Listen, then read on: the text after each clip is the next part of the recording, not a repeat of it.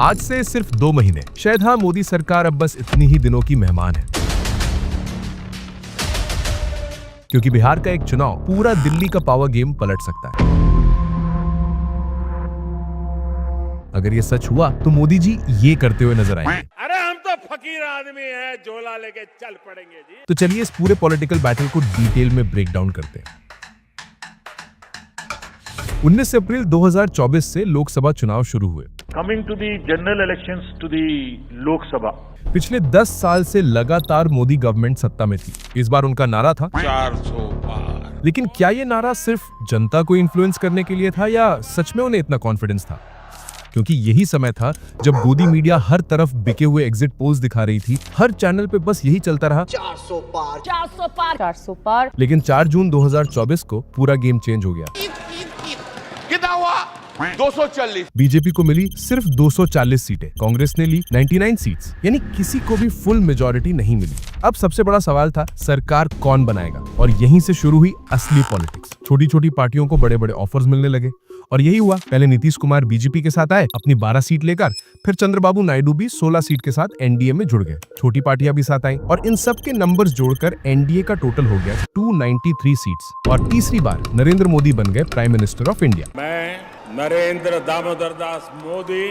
लेकिन यहाँ असली ट्विस्ट है, पहली 2 बार बीजेपी अकेले फुल मेजॉरिटी लेकर आई थी, पर इस बार गवर्नमेंट बनी थी कोलिशन की, मतलब रिस्क पर खड़ी हुई सरकार जो फ्यूचर में कभी भी गिर सकती थी। अब सवाल ये है, क्या सच में ये रिस्क इतना बड़ा है कि ये कोलिशन वाली सरकार गिर सकती है? तो असल गेम है बिहार। 2025 के नवंबर में बिहार विधानसभा चुनाव होने वाले हैं और यहीं से सेंट्रल गवर्नमेंट का फ्यूचर डिसाइड होगा। बिहार में टोटल 243 सीट है। करेंटली अभी एनडीए की सरकार है। बीजेपी, जेडीयू, एचएएम और वीआईपी पार्टीज मिलाकर एनडीए के पास कुल 125 सीट है। मेजॉरिटी चाहिए 122, यानी 4 सीट इधर उधर हुई तो सरकार गिर जाएगी। तो क्या नीतीश कुमार की कुर्सी हिलने वाली है? और अगर बिहार की सरकार गिरी तो दिल्ली की सरकार कैसे हिलेगी? 2020 में तेजस्वी यादव की पार्टी आरजेडी ने 75 सीटें जीती थी। उनके साथ राहुल गांधी की कांग्रेस और कुछ छोटे दल, कुल मिलाकर 110 सीट, मेजॉरिटी से सिर्फ 12 सीट दूर। लेकिन 2015 में बीजेपी को बिहार में सिर्फ 53 सीट मिली थी। फिर 2020 आते आते मोदी वेव ने हवा बदल दी और बीजेपी सीधा 74 पे पहुंच गई।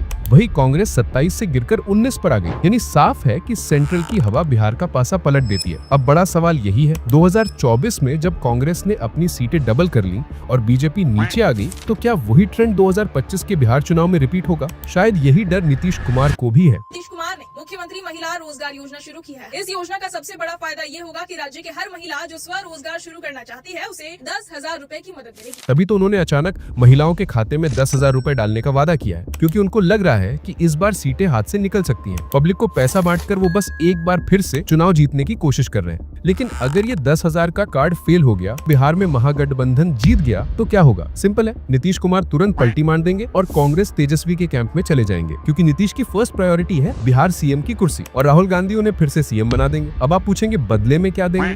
बैगन। तो नीतीश अपनी 12 सीट निकालकर कांग्रेस को दे देंगे। वाह क्या सीन है। मोदी सरकार सीधी 293 से घटकर 281 पर। क्या 281 में भी गवर्नमेंट सरवाइव कर सकती है? हाँ, कर सकती है, लेकिन यहीं पे एंट्री होगी चंद्रबाबू नायडू की।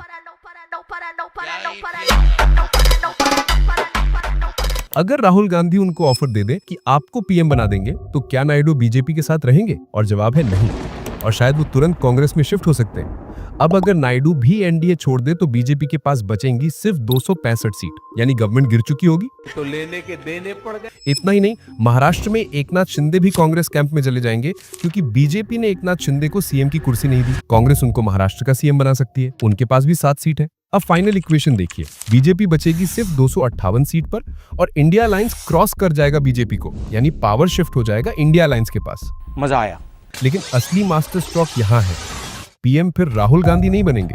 क्या बात कर रहे हैं? एग्जैक्टली आपको याद है 1975 से 77 का दौर? भाइयों और बहनों, राष्ट्रपति जी ने आपातकाल की घोषणा की है, जब इंदिरा गांधी ने पूरे देश में इमरजेंसी लगा दी थी।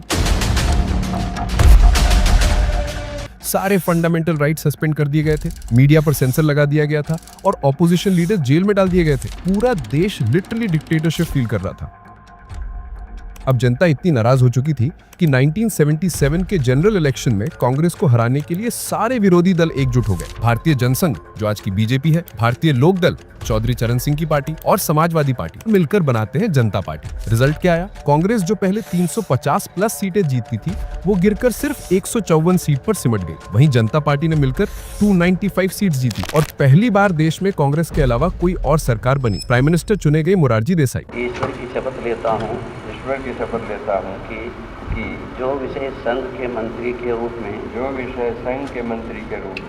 वो भारत के पहले नॉन कांग्रेस पीएम बने।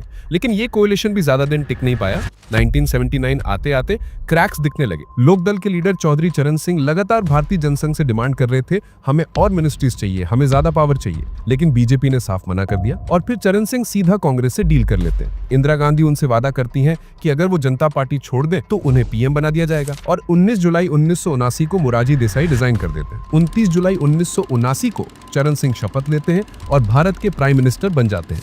चरण सिंह के पास खुद की सिर्फ 60 सीटें थी, कांग्रेस के पास भी सिर्फ 154, लेकिन फिर भी भारत का प्रधानमंत्री वही इंसान बन गया जिसकी ताकत सिर्फ एक छोटे रीजनल दल तक सीमित थी। ये था कांग्रेस का असली पॉलिटिकल चाल। तो क्या 2025 में भी वही रिपीट होगा? क्या राहुल गांधी भी यही गेम प्ले कर सकते हैं? कांग्रेस के पास इस बार सिर्फ 99 सीट्स हैं। लेकिन अगर बिहार का इलेक्शन पलट गया, नीतीश कुमार एनडीए से निकलकर इंडिया अलायंस में चले गए और चंद्रबाबू नायडू को राहुल गांधी ने पीएम बनने को ऑफर दे दिया, तो क्या हिस्ट्री खुद को दोहराएगी? क्योंकि चंद्रबाबू नायडू की पार्टी टीडीपी के पास आज 16 सीटें हैं, नीतीश कुमार के पास 12 सीट। अगर ये दोनों एनडीए से निकलकर कांग्रेस के साथ जुड़ गए तो बीजेपी सरकार सीधा कोलैप्स कर जाएगी और फिर वही होगा जो 1979 में हुआ था। कांग्रेस अपने खुद के पीएम को नहीं बनाएगी बल्कि किसी रीजनल लीडर को आगे कर देगी ताकि पावर इनडायरेक्टली उनके हाथ में रहे। तो अब बड़ा सवाल यही है, क्या 2025 में फिर से देश को मिलेगा एक ऐसा पीएम जिसकी अपनी पार्टी के पास सिर्फ 15 से 20 सीट हो? क्या चंद्रबाबू नायडू 21वीं सदी के चरण सिंह बन सकते हैं? और क्या मोदी गवर्नमेंट नवंबर 2025 तक टिक पाएगी? तो आपको क्या लगता है, सच में बिहार का चुनाव पूरे देश की डायरेक्शन बदल देगा? क्या 2025 में हिस्ट्री खुद को दोहराने वाली है?